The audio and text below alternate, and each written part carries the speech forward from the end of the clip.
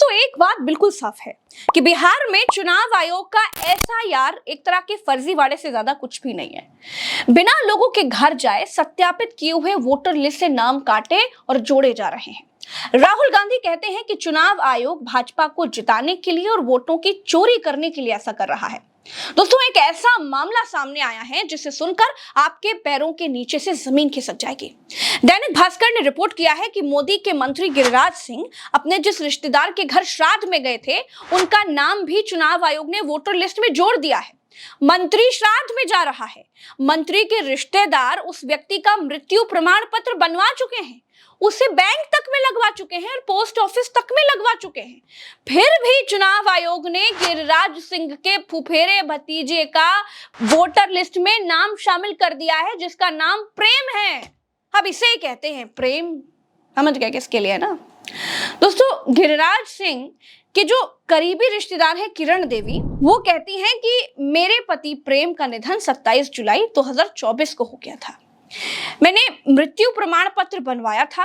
मृत्यु प्रमाण पत्र को बैंक और डाकघर समेत कई ऑफिस में जमा भी किया था, लेकिन मेरे पति का नाम वोटर लिस्ट में आ गया। सुना था कि हर घर में बीएलओ आएंगे, पर मेरे यहाँ कोई नहीं आया। मैं घर पर ही रहती हूँ। किसने यह गलती की ये मुझे नहीं पता। ऐसा नहीं होना चाहिए। नई मतदाता सूची जारी की गई जिसमें मेरे पति का नाम भी आया है। ये सब देखकर हम भी अचंभित हैं। दोस्तों तेजस्वी यादव ने दावा किया कि उनका नाम भी काट दिया गया है। इसको उन्होंने कंप्यूटर पर लोगों के सामने भी दिखाया। उसके बाद आनन फानन में चुनाव आयोग ने एक और नंबर जारी करके बताया कि आपका नाम वोटर लिस्ट में है। अब तेजस्वी यादव को नोटिस भेज दिया है कि आपके पास दो वोटर आईडी है। दोस्तों ग्राउंड से बहुत सारी ऐसे खबरें आ रही हैं जो चुनाव आयोग के दावों के बिल्कुल उलट है। ऐसे में कई सवाल खड़े होते हैं। बीएलओ लोगों के घर जाकर फॉर्म क्यों नहीं भरवा रहे हैं? मरे हुए लोगों के नाम फिर से क्यों चढ़ाए जा रहे हैं? मन मर्जी से लोगों के नाम वोटर लिस्ट में क्यों चढ़ाए जा रहे हैं? मंत्री जिसके घर श्राद्ध में जा रहे हैं, उसका नाम भी वोटर लिस्ट में क्यों है?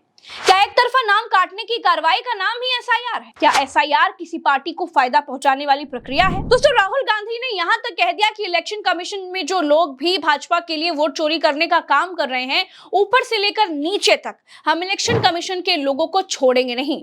चाहे इलेक्शन कमीशन के अधिकारी उस समय रिटायर ही क्यों ना हो चुके हो, उनको हम खोज के निकालेंगे। राहुल गांधी ने जब से ये बात कही है, तब से बेईमान किस्म के लोगों के दिल में जो ठुकी है और बढ़ गई है, क्योंकि आज नहीं तो कल भाजपा तो देखिए जाएगी ही, इसमें कोई दो राय नहीं है। लेकिन जो लोग भाजपा के लिए बेईमानी कर रहे होंगे, उनको राहुल गांधी ने अभी से टारगेट कर लिया है। अच्छा एक और बात जो सबसे जरूरी बात है, और मैं ये बड़ी सीरियसली बोल रहा हूं, जो भी ये काम कर रहे हैं, ठीक है, इलेक्शन कमीशन में जो भी ये काम कर रहे हैं, right from the top to the bottom, आप एक बात याद रखिए, आपको हम छोड़ेंगे नहीं। कुछ भी हो जाए हम छोड़ेंगे नहीं आपको, क्योंकि आप हिंदुस्तान के खिलाफ काम कर रहे हो। ये ट्रीजन है और कम, इससे कम नहीं है। तो आप याद रखिए, आप कहीं भी हो, रिटायर्ड हो, कुछ भी हो, ठीक है, हम आपको ढूंढ के निकालेंगे। राहुल गांधी ने कहा है कि अब हमारे दिमाग में कोई भी सवाल नहीं है। हमें मध्य प्रदेश में शक था, लोकसभा में फिर वो शक और बढ़ा, और महाराष्ट्र के चुनाव में वो थोड़ा और आगे बढ़ गया। स्टेट लेवल पर भी लगा कि हाँ चोरी हुई है। 1 करोड़ नए वोटर इन लोगों ने जोड़ डाले। फिर हम थोड़ा डिटेल में गए क्योंकि इलेक्शन कमीशन मदद नहीं कर रहा था। फिर हमने अपना इन्वेस्टिगेशन किया, उसमें 6 महीने का वक्त मिला। उसके बाद जो हमें मिला वो एटम बम है, और जब ये फटेगा तो इलेक्शन कमीशन कहीं दिखेगा नहीं इंडिया में। नो क्वेश्चन, हमें मध्य प्रदेश में सस्पिशन था, लोकसभा में सस्पिशन था, महाराष्ट्र में वो थोड़ा आगे गया, स्टेट लेवल पे हमें लगा कि यहाँ पे चोरी हुई है। वोटर एडिशन हुआ था, 1 करोड़ वोटर्स ऐड हुए थे। फिर हम थोड़ा डिटेल में गए, हमने कहा देखो अब इलेक्शन कमीशन तो मदद नहीं कर रहा है, तो थोड़ी ग्रैन्युलैरिटी में जाना है, गहराई में जाना है। तो हमने अपना ही इन्वेस्टिगेशन करवाया, उसमें 6 महीने लगे, और जो हमें मिला है वो एटम बॉम्ब है। मतलब एटम बॉम्ब है, फटेगा तो आप इलेक्शन कमीशन आपको दिखेगा नहीं।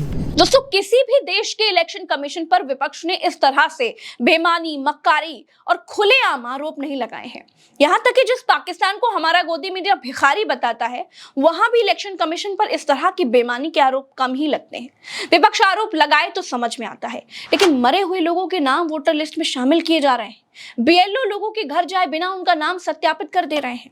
मन मर्जी से लोगों के नाम जोड़े और काट दिए जा रहे हैं, लेकिन चुनाव आयोग कोई सख्त एक्शन नहीं लेता है। वो अपने कर्मचारियों को प्रोटेक्ट करता है और इन चीजों को उजागर करने वाले पत्रकारों पर एफआईआर करवाता है। ये दिखाता है कि दाल में थोड़ा नहीं, बहुत कुछ काला है। नमस्कार।